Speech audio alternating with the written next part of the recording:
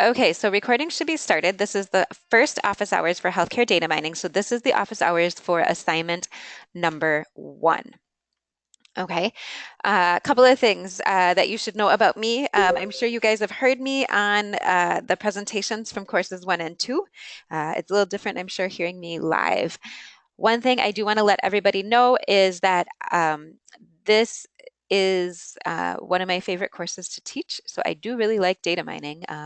As you go through this, you may kind of wonder, some of you may wonder why, some of you may kind of have a epiphany as to, yeah, this is why data mining is so interesting.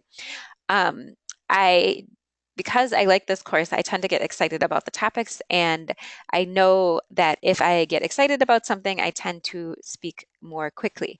So if you need me to slow down, you won't hurt my feelings, just send me a chat message. If you need me to repeat something, again, you won't hurt my feelings, go ahead and just send a note in. What I found over the past years that has worked the best in terms of answering questions is to have people type them down in that chat window. So if you look at your GoToMeeting control panel, you should at the bottom see a chat section where there's been green messages popping up from me. I think they're green. They're green on my end.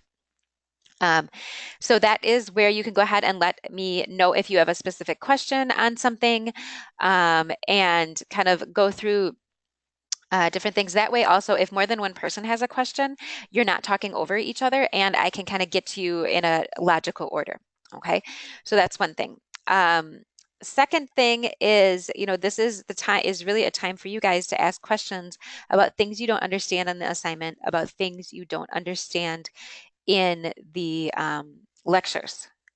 Okay, and really the thing to kind of be aware of is there is really first, there's no bad questions. Second of all, this is kind of, it's a chance for you to really ask those questions that you've always been wondering about. And chances are, if you have a question on it, somebody else in your course always also has a question on it. So what I'd like to do is go over a few things. We'll start out going over the assignment. I usually start every session with going over the assignment. And I also try to go over any questions I might have had kind of over the first week worth of people looking at the assignment. So anything I might have gotten an email. Okay, so again, if you have questions, go ahead, type them in that chat box, and we'll go from there. Also, I do ask if you are live, please go ahead and put yourself on mute. Just that way we don't hear people typing or office doors open and closing, that kind of thing. It's not as much of an issue if you're on the phone versus on the computer microphone, but it's one of those things just because we have so many people right now. We have 26 people on the the meeting. It can get really loud really quickly. Okay, so we're going to go ahead and I'm going to switch you guys over to um, our homework assignment. So everybody should be able to see the homework assignment. This is the same PDF that you guys are able to download off of the course website. So if for some reason it's not showing up in your screen right away, let me know, and we can go ahead and get that sorted out. But it's the same PDF that you guys were able to download. So a couple of things I want to point out to you guys that it's going to be a little bit different in course 3 versus the courses that you guys have done thus far. Okay, so first off, this part should probably look pretty familiar to you guys. We've got your learning objectives up on the top. Um, we've got some background info. We've got our task, and we've got our what to submit list. Those should all seem um, pretty, pretty good. Give me one quick second. If anybody's having any issues with audio, maybe try to reset your audio. Maybe mute, and then unmute. GoToMeeting has some kind of quirk sometimes, so we'll try that and see what happens. Okay, so we've got your task, you've got your what to submit. Okay, this should all look really familiar to you. Okay, the piece that's going to be different in course 3, excuse me, assignment is that I put together these details for the assignments. It's usually on the second page of it's usually on the second page of the assignment. And we'll get to a couple of things on pyramid in just a few minutes. So what we're going to be doing is in each of the details for the assignments, there's a part 1 and there's a part 2. Okay. These two parts match up to the two lectures that go with the assignment. So part one in this time will match up with module one lecture and readings. Part two matches up with module two readings and lecture.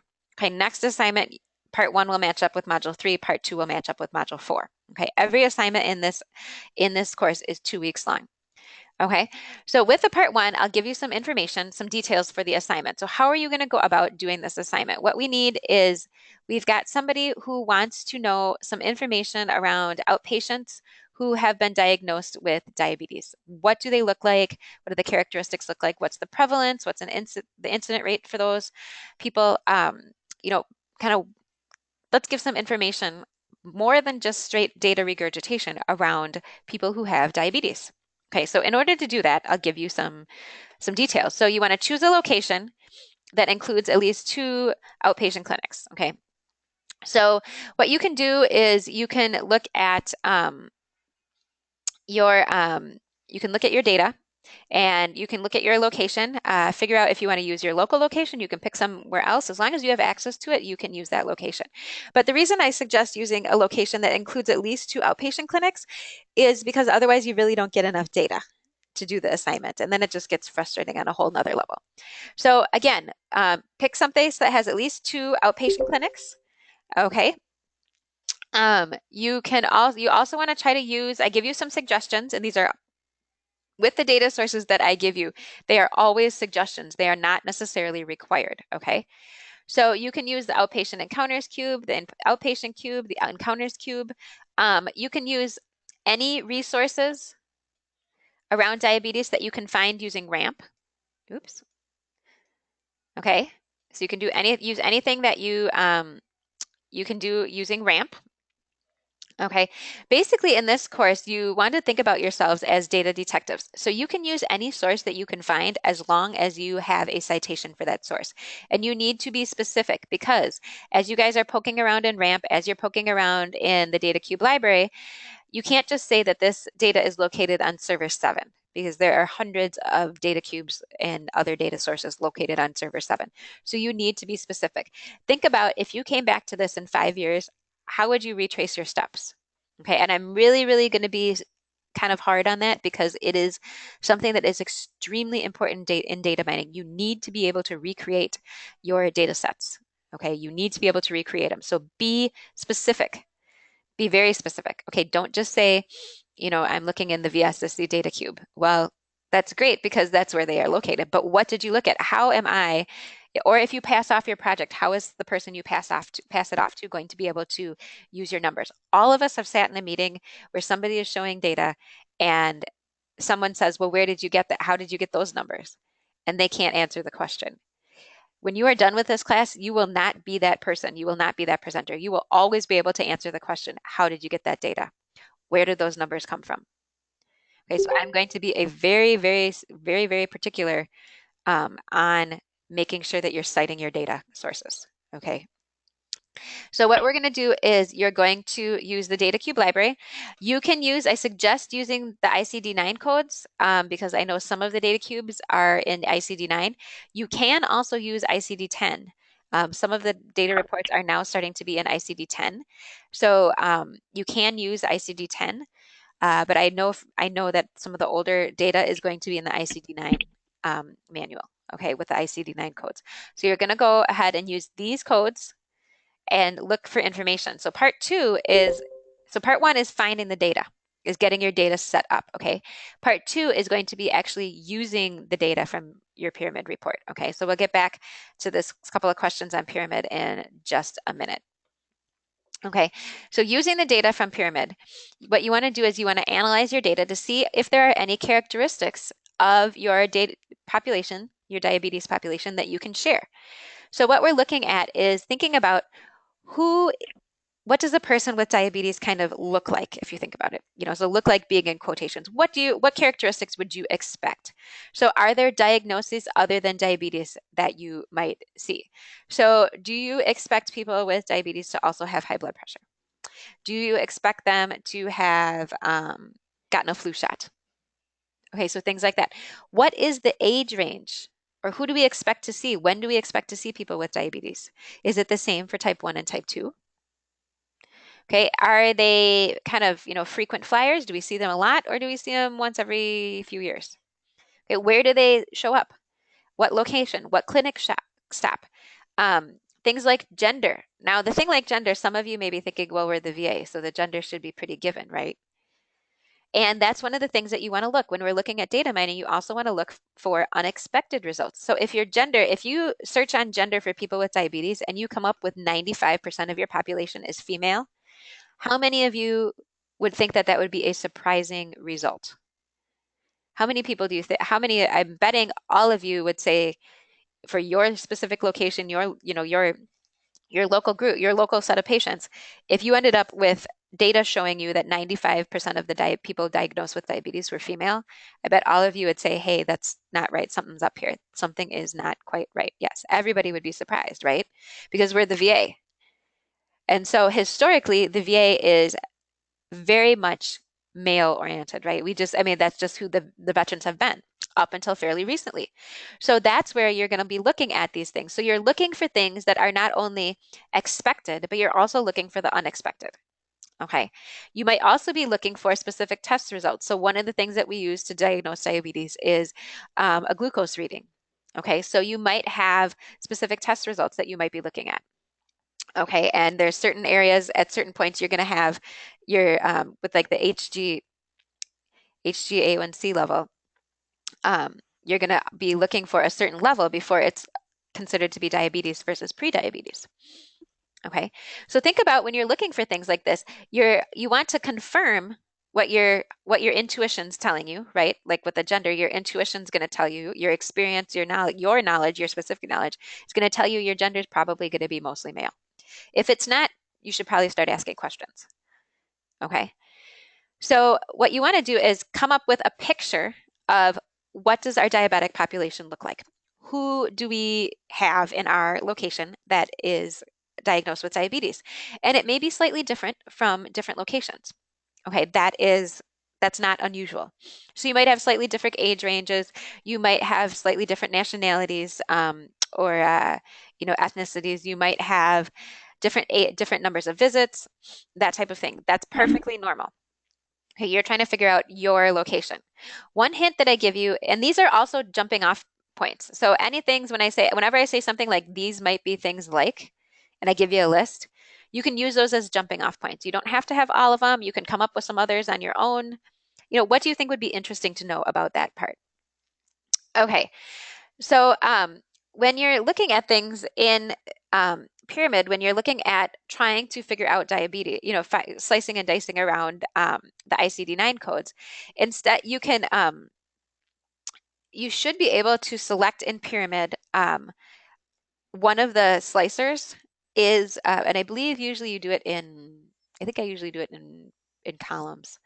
Um, One of the things that you want to do is you can select multiple ICD-9 codes to be in kind of a single column. So there's a slicer that allows you to look at diagnoses. And the easiest way to do that, one of the challenges that I have is I can't log into Pyramid and show you versus through things like GoToMeeting just because it ends up being so slow that we'll be sitting here um, singing songs for the next probably 25 minutes to just get one view up. So what I would suggest is there are some really good uh, help documents in the SharePoint site. If you guys haven't been out there yet on the SharePoint site for Pyramid, that SharePoint site, by the way, is specifically for this class. So it's not necessarily, there's some stuff that on there that's going to be generic to Pyramid, but there's also some things in there around specific to this course. Okay, so I would definitely look at that. But usually what you want to do is use a slicer to get your multiple ICD-9 codes. And again, if you're new to Pyramid, I would definitely suggest going out onto the SharePoint site and taking a look at it. If you're still having a lot of issues with it, but you would even after you've walked through kind of the self-trainings modules and some of the online stuff, if you're still having issues, let me know. We do have some resources. I do have some resources at the VA that have been kind of assigned to us for this course. And we have it every single time that we've ever offered it. So I do have some names of people that I can connect you to that can give you some more one-on-one with Pyramid if you really run into problems. So if I would say first, go out and take a look at that SharePoint site and some of the documents out there. If after that you're still having a ton of issues, let me know. Okay. So once you get all of your data put together, okay, and I would say one of the hints I give you is read the data definitions for the diabetes cube because this is ideas, but the cube is only up to date randomly. It's up to date through fiscal year '08, and it's in some locations they're starting to use it again, but not all locations. So I do not recommend that you use the diabetes cube. It's good for background info, but unless you can verify that the data is up to date, it's not going to be helpful. So one of the other things you're going to do with this particular assignment is you're going to so first of all, part one, get your data.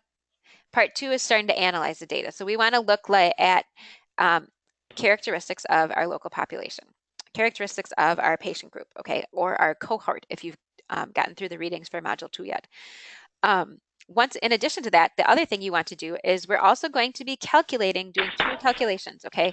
You are going to calculate the estimated prevalence rate and the estimated cumulative incident rate for diabetes for both the location level, your location. So you've got two outpatient clinics, right? And try to do it for a visit if you can. Okay, so you need to calculate the estimated prevalence rate for each of the last 5 years. Okay, so you can either do 2009 through 2014 fiscal year or calendar year, or you can do it a little bit more recently. And I know fiscal year 2016 has not completely ended yet, so you may not want to do that. You might want to do 2010 through 2015, okay? Just as an idea. And then you'll also need to do a recent cumulative incident rate for a single year. Okay. You need to identify whether you're going to choose to do calendar years or fiscal years. That is up to you. You can choose. You need to say in the memo which option you're going to do. Okay. I don't care. And you can do the calculation either way. But that's something that you want to kind of be aware of when you're doing that calculation. Okay. Is you need to choose calendar or fiscal. And once you've chosen, you've got to stick to it. Okay. Are there any questions that people have on how to calculate the prevalence rate and the incidence rate? Because I know that's come up in the past. Let me see if I can find the piece on that really quickly. So I'm going to flip you guys over to Module 2. I'm sorry this looks so weird. My computer is being really odd right now. So Module 2 lecture notes. If you can't see this is Module 2 lecture notes. Okay, we are going to go to, okay, this is page 13 in your Module 2 lecture notes. Okay, so if you're following along either in a PDF or on paper, and you can't see this, page 13.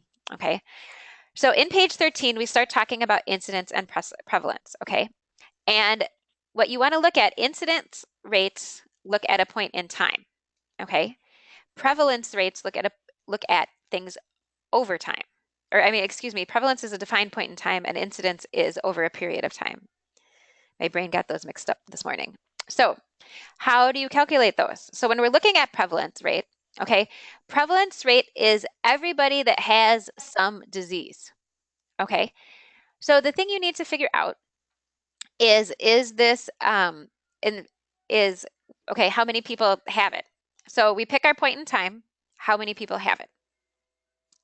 Okay, and that's all so prevalence rate is how many people have it over the size of the population at that specific point in time. So if we're looking at it you want to know for a year, for example, you can choose, let's say we're going to do 2008.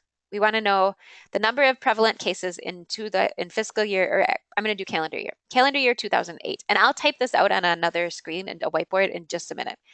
So if we want to know prevalence, we want to know how many cases in 2008.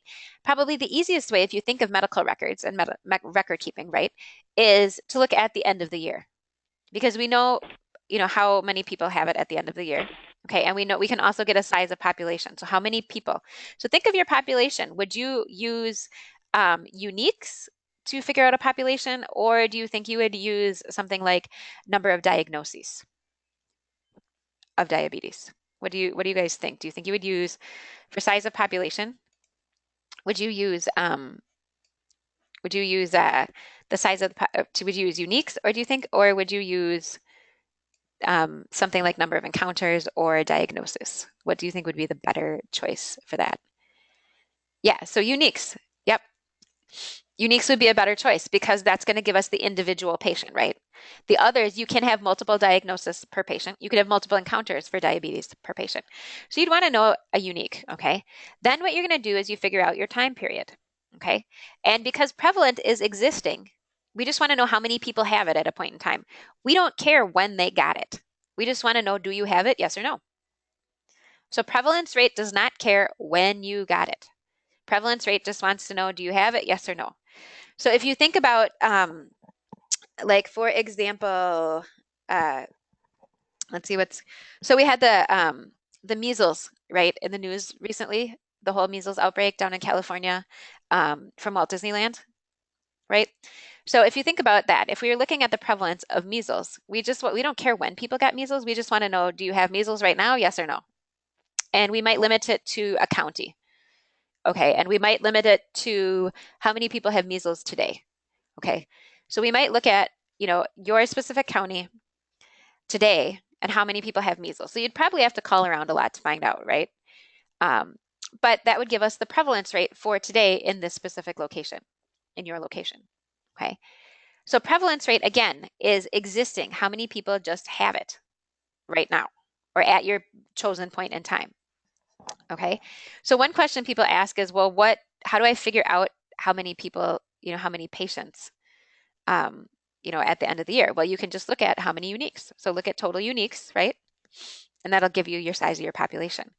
So this is page 14 in your lecture notes, okay? Now, if we go down to cumulative incident rate, this is page 16 in the lecture notes. It's a little bit different, right? Cumulative inherently means, part of the definition is over time, right? So cumulative is over time. So what we want to know is we want to know how many people got it, how many new people got it, okay? Versus how many people were at risk at the start of the observation period, okay? So it's a little bit different. Remember, prevalence rate, we don't care when you got it. We just want to know, do you have it right now? Yes or no? Or at our determined time period. We don't care when you got it. Just do you have it? Yes or no? Cumulative incident rate, we want to know number of new pieces. So how many new people are getting it? So basically, cumulative incident rate tells us how fast are people getting this disease. Okay. So let me see if I can figure out. Let me see. I'm going to look for a whiteboard here. And if I can't find it, we're going to just do it in a different way. Where did the whiteboard go? So hang on. Please hold while I look at my options. Because it doesn't let me see what this does. That was not helpful.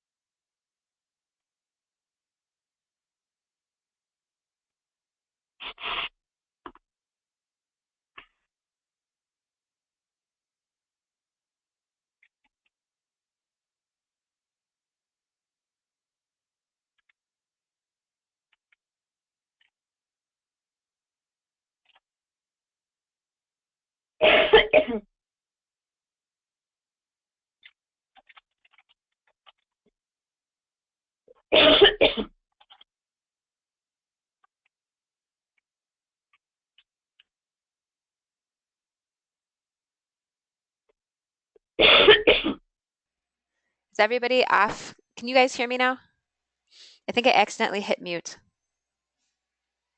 Okay, awesome. So let's go back. We're going to cover this again because I don't know what you guys heard or not. So we'll just do it again, just a quick second. So what we're looking at here is cumulative incident rate. Okay, so cumulative incident rate at its basic is the number of new cases over the number of people at risk during your time period. So you need to figure out what is at risk. And let me know if this font is too small and I can make it bigger. So at risk, you need to know, first of all, the first thing you need to know is this disease recurring? Can you get it more than once? Okay, so if we have something like the flu, right, that's recurring. We have to get an immunization every year. So flu is recurring. Okay. And then we want to know something like, okay, so then there's something like chickenpox or measles, right? So chickenpox is not recurring. I mean, if you want to get really technical, you can get into shingles, but for our purposes, we'll just say chickenpox is not recurring. Generally, it doesn't recur. There are very rare and isolated cases where it does recur, and if you get shingles when you're elder, kind of get into your elderly years, that's another piece. But for general basic chickenpox, not recurring, and you can either have it not recurring, so you can either have had it, so you got it, you actually got the disease, or you got vaccinated. Oops. My typing this morning is not very well.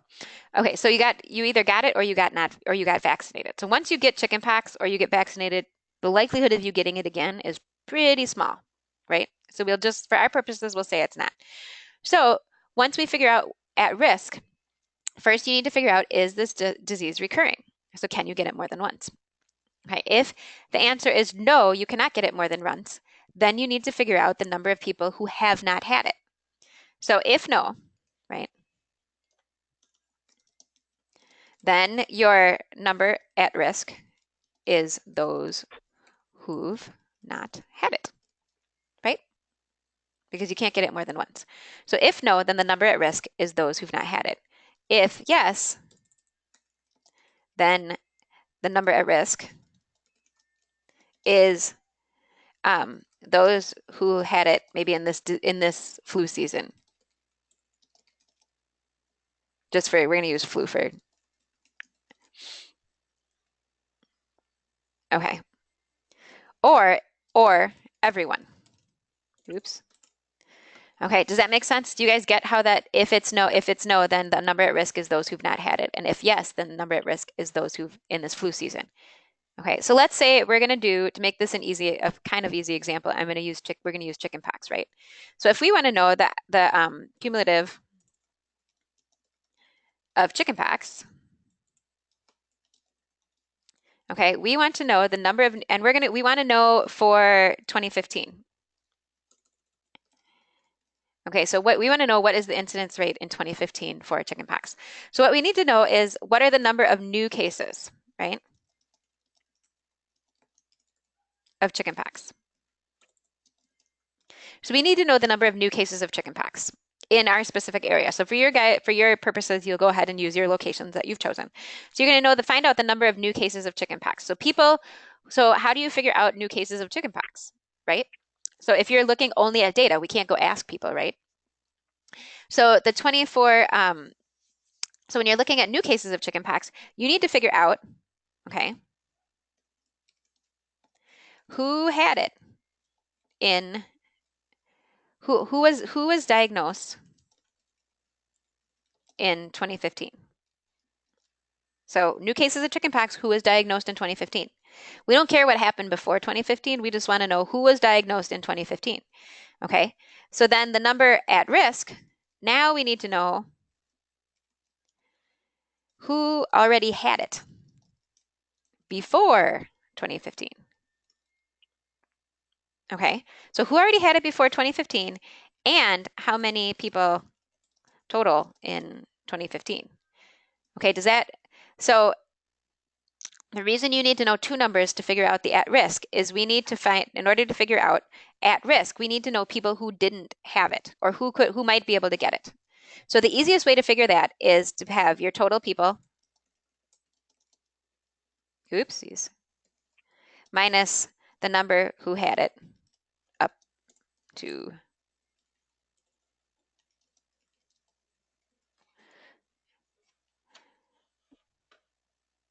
hang on, there we go.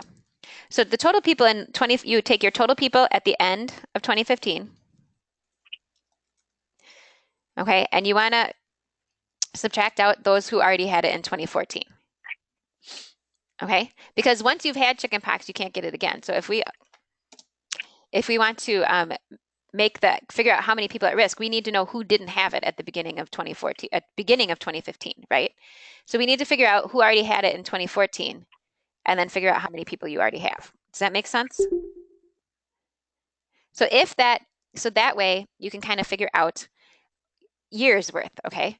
So for our purposes, we only need 1 year's worth of people who had chickenpox if we're going to kind of use chickenpox instead of diabetes for our period. So you can also go back to that page 16 in your lecture notes and take a look at it, okay? So that kind of tells us how many people had it or are at risk, okay?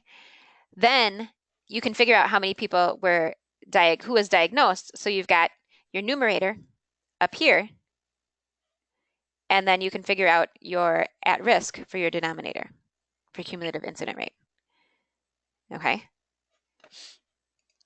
So now if we look at prevalence,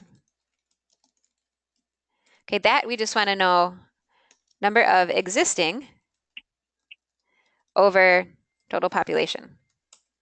So total population is people who've had it and who haven't had it. So total population is everyone, regardless of diagnosis, regardless of their diagnoses, okay?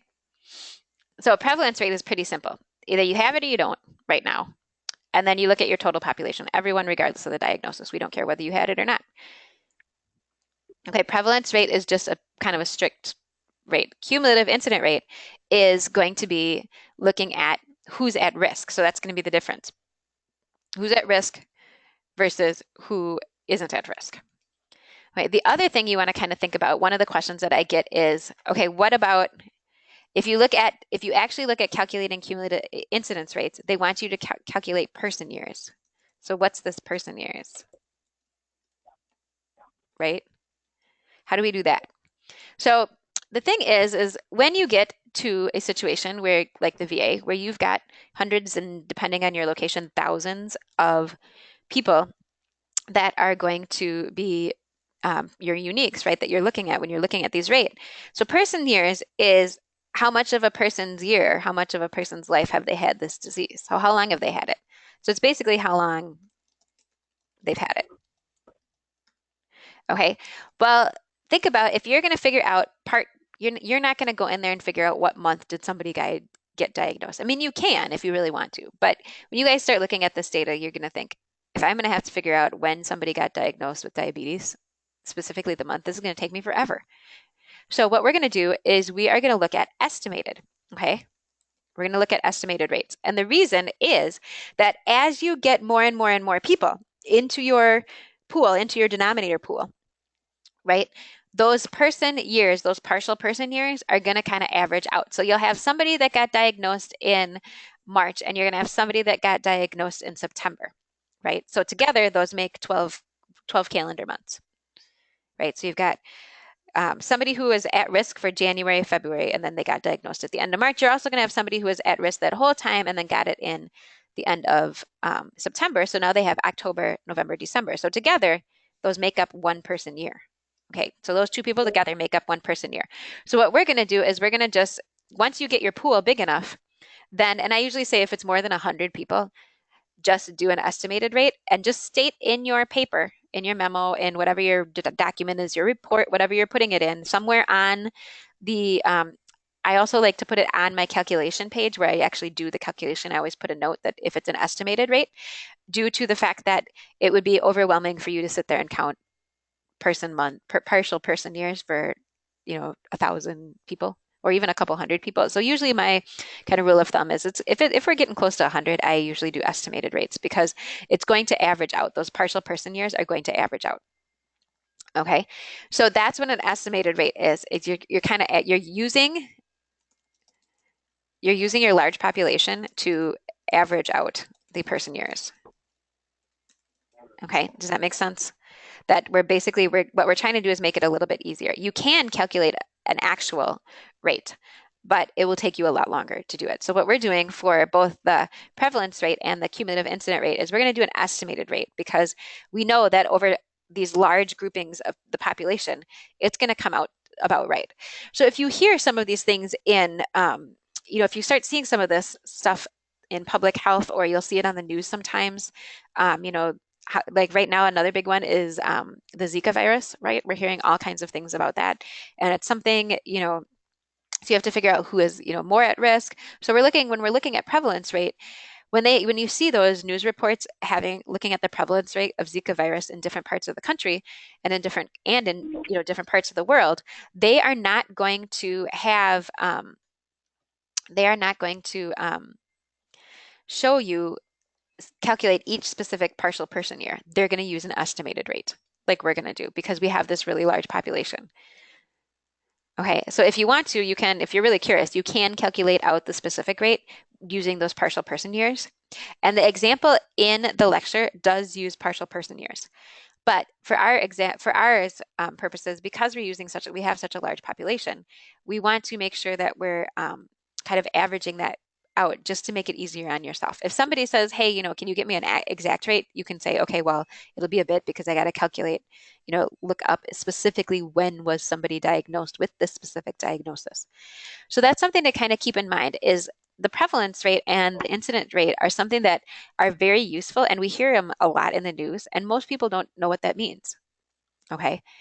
So it's a statistic that is very useful. It's used a lot in healthcare, whether it's, private healthcare, whether it's, if we're looking at giant public health policy determination, things like that. Cumulative incident rates and prevalence rates are used constantly. And a lot of people don't really understand what they're talking about. So this is something that once you know it, you will find yourself using more than you think you will, than you might have thought. So do you guys have any more questions on how to calculate any of the rates?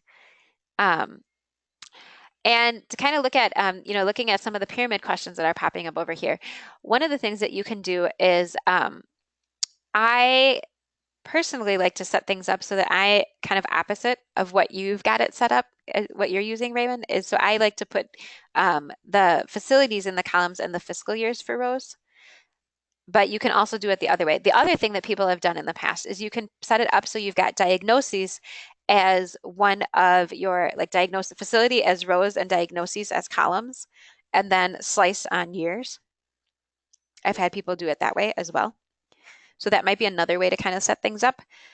And really what I'm looking for as part of the assignment, it talks about you need to submit a memo, okay, and then you need to submit screenshot of your pyramid report. And basically what I'm looking for in your screenshot of your pyramid report is to see, can you set it up? Can you get the data out that we're looking for? Okay. And then also, do you understand how to kind of split the data into things, just like Raymond is mentioning here in his comments around, can you split it by facility and fiscal years and diagnoses? So I'm not necessarily looking, it doesn't have to be the prettiest pyramid report. And I know right now there are some glitches with some things with pyramid. I know they updated it, and some of the reports are coming out kind of goofy looking, where the columns aren't straight and a couple other things are going on. If that is something that you've seen, don't panic. It's not something you did. It's just something that's going on with pyramid right now. So what questions do you guys have on some of these things? Is there any more? We've got about 15 minutes left, so I want to make sure that I'm covering everybody's questions. I'm just going to pop back into my email really quickly and see. Oh, there's been a couple of people who have asked questions about why they can't see the discussion board when you use the link in the module. I'm not sure is the short answer to that. And here, we'll go back to this. Hang on. Just a second. I was going to try to see. Okay, give me one quick second. I'm going to try to pull up our course website so that we can all look at the same thing here. Okay, one moment. Let's switch over here. Okay, so now everybody should be able to see the course website. This is the same thing. I see a little bit more because I've got the instructor, so you guys don't get to edit anything. Anyways, when you're looking at your discussion links, okay, the easiest way to get into the discussion is to go into your forum home, okay? And then, oh, okay, yeah, sorry. Good asking to how to use rows and columns. So what I like to do for the rows and columns here, you know what? We'll go this. Hang on. We'll go back. This is why, like I said, when I get excited about stuff, I get going a little fast. Let's go back here and we'll do this. So what I was saying is for, let's just get, okay, give you a new page here to start looking at. Okay, so for pyramid, kind of setting up the reports, what I like to do is I like to use, well, it kind of depends on what you could do. You could use, some people like to do facilities for rows and then diagnoses for columns and then slice on year. So slice on date.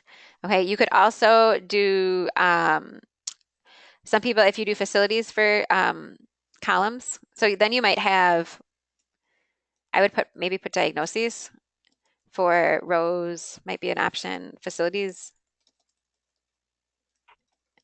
So you could do it like this and then slice on date. Again, you could also do, if you set it up like this above, you could do diagnosis for rows, date for columns, and then slice on facilities to see what the difference is between facilities. So those are some ideas on ways that you might do it. Okay, you could also do, you also might be able to do facilities for rows. Oops. You could also do fiscal year, so date, right? And then slice on diagnosis. So the one thing about pyramid, and this is something you'll find as you guys get more and more familiar with it, if you aren't already, is you kind of get yourself, you'll find yourself getting stuck in, okay, what if I slice it this way? What if I slice it this way? I wonder if I could slice it like that.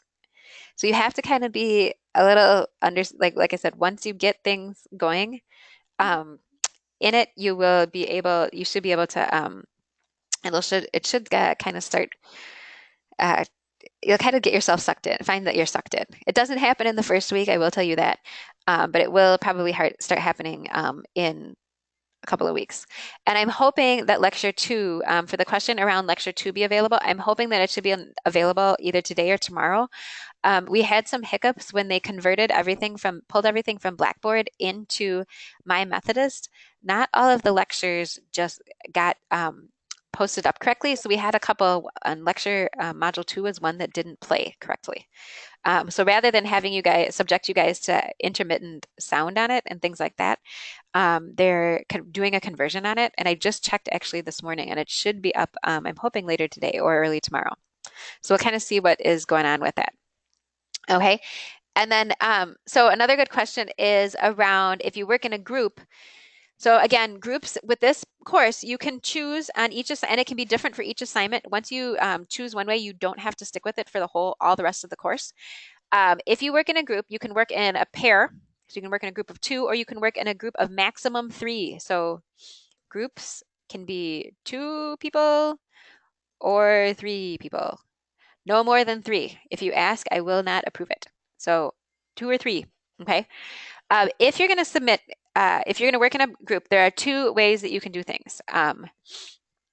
One is first what you want to do, step 1, put everyone's name on it, on the PDF, okay? If you don't put everybody's name on the PDF, I don't know who submitted it. So in the email, in the course email, I also posted it in the announcement section. There's an example of how to submit it with multiple people. Please, please, please put a last name first. Everything gets sorted by last name, and if you don't put your last name first, you have to basically wait to get your grade until the end, and I go through everybody else. Because when I upload things, it matches to last name. And if your last name isn't first, then it kicks back, and I have to wait until everybody else is done, and then I go back and do it. Also, if you don't name your stuff correctly, I can't figure out if you just name it, homework 1, course 3, homework 1, which I've had people do, then I don't know whose that is because all of you could name it that. So you get process of elimination. And again, you'll get your date, you'll get your grade. It'll just take a little longer. Okay. So if you're going to submit with a group, you can do one of two things. Oopsies. You can do things a couple different ways. You can have one person submit and then just identify in the comment. Oops, I can't spell it. My grammar is horrible today. ID partners in comments. Okay, in the comment section, when you submit. Okay. If that's the case, I will do my best to attach up the assignment, the feedback document to everybody. Sometimes that works, sometimes it doesn't. The other option is, or you can have everybody submit the same file.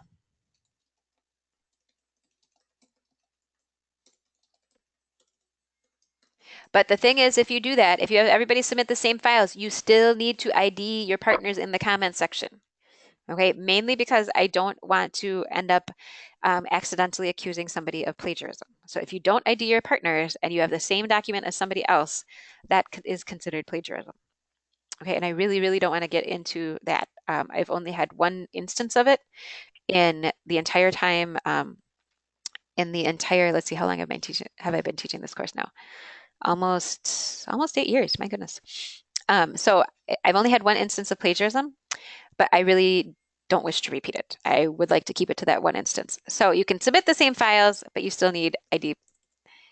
You still need to ID your partners. Okay. It's really kind of your call. So in terms of submitting stuff, good question. Let's do that. Oops. Sorry, hang on. So submissions. Okay, so what about submissions? They must be in PDF. Okay, so you want to be, first of all, it has to be in PDF. And the reason is one thing that's going to be different in this course and also in course 4 from the first 2 courses is I grade sort of old school. So I write on your papers. Okay, I have an app that I can do it on my iPad that I can write right on your papers, just like if you submitted it a hard copy paper in a regular college class.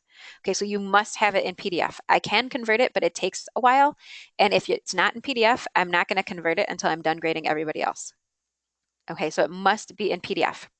And generally, the easiest way to do it in Word is you can go ahead and export it into PDF.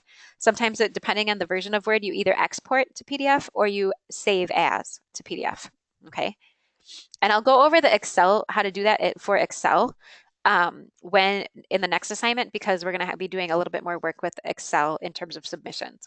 So the next office hours, I'll go over how to do it in Excel, how to submit it in Excel, because there's a little tweaking you have to do. Excel's not as easy as Word is. So Word must be in PDF format. Okay.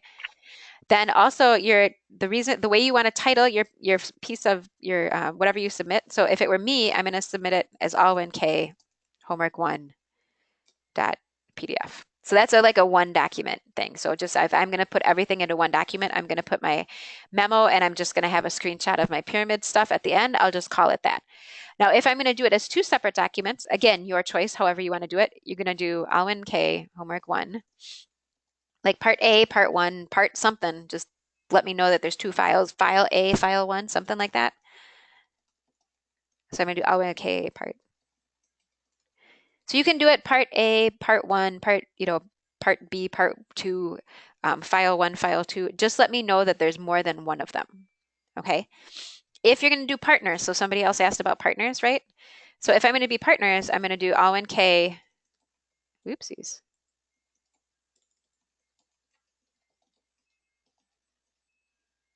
Okay, so I'm going to basically do the same thing, but just add that secondary person, last name first, first initial. Okay. Please don't put only your last name because there aren't that many instances when I've had the same last name, but they have happened. So I don't want to, it's best to have, I've never had anybody that's had the same last name and same first initial. So we're pretty good there. So submissions, you have to do it in PDF. And like I said, the biggest reason is that you're going to get that, you'll get that grade, right? So when you get your grades, so that might be another thing that kind of you guys might have questions on. So when you get the grades, right, you're going to get you'll get your number grade. Okay, so you'll get your points. Okay. And then you'll also get a feedback file. And that will be a PDF file. Okay, so the feedback file is going to be a PDF file. It's going to be titled just like your submission. But when you open it up, and some of you may need to download it, load it first. You will see on your feedback file, you will see comments, questions. You might see arrows drawing things from one place to moving, saying, put this here, kind of, you know, so all that kind of fun stuff will be on your paper. Okay, and it'll be in a color that's easy to find. Usually I do red, but depending on like sometimes we have to do PowerPoints and then I might, or if you've got a graph that's a different color or something like that, you might get it in blue or yellow or green or something like that. But I try to make the information easy to see. Also, if you can't read my handwriting, please let me know. If you have questions on your feedback, please let me know. I am more than happy to try to explain where different things, kind of like the points and that type of thing, where things come off. Generally speaking, for the assignments, I'm going to actually show this to you really quickly. For the assignments, the first thing I do, now you guys should be able to see your homework assignment. I just flipped it over. So in this, when I grade assignments, the first thing I'm going to look for is, do you have everything in the what to submit list? Do you have all the bullets? So use this as a checklist. Okay, use it as a checklist. So I want to know, I'm going to be looking at, do you have everything around your, in this, on the bullet list? Okay, and then basically what I generally tend to do is, each assignment is worth 40 points, and then I'll usually divide up my bullets. So in this instance, we have 1, 2, 3, 4, 5, and you're going to have points for each of the bullets.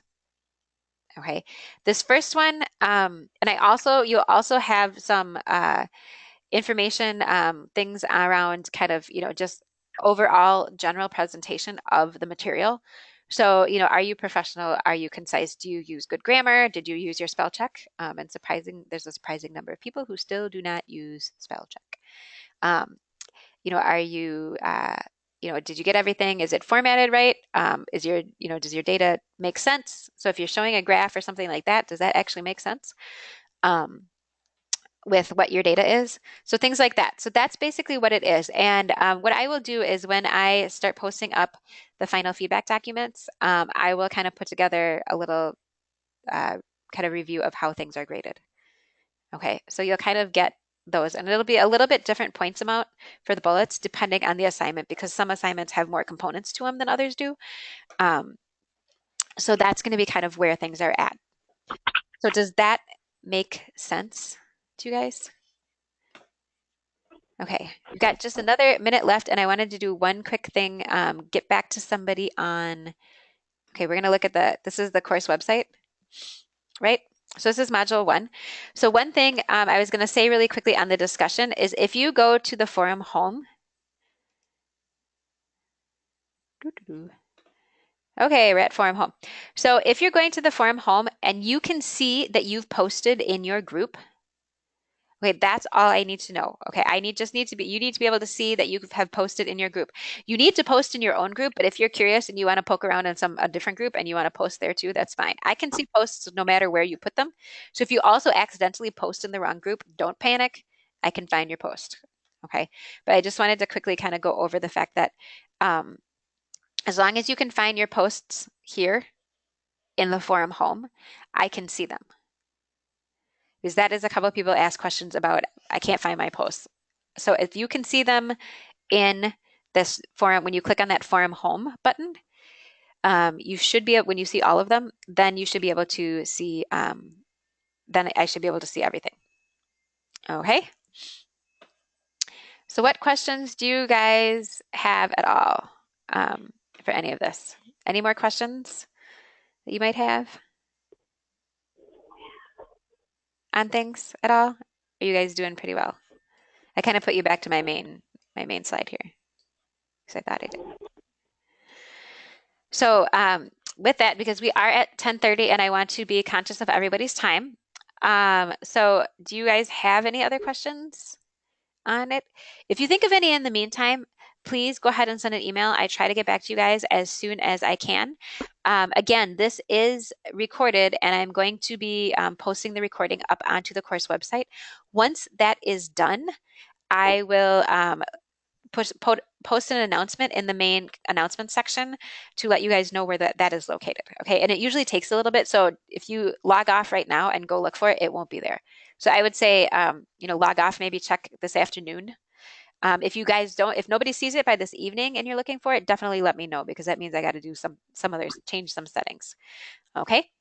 So with that, good luck with your first assignment. I am looking forward to seeing what you guys come up with. And we will go from there. Again, if you have any questions in the meantime, please let me know via email and we can get those sorted out. So thanks everybody for calling in today. And I hope everybody has an enjoyable rest of your week. Thanks and have a great day.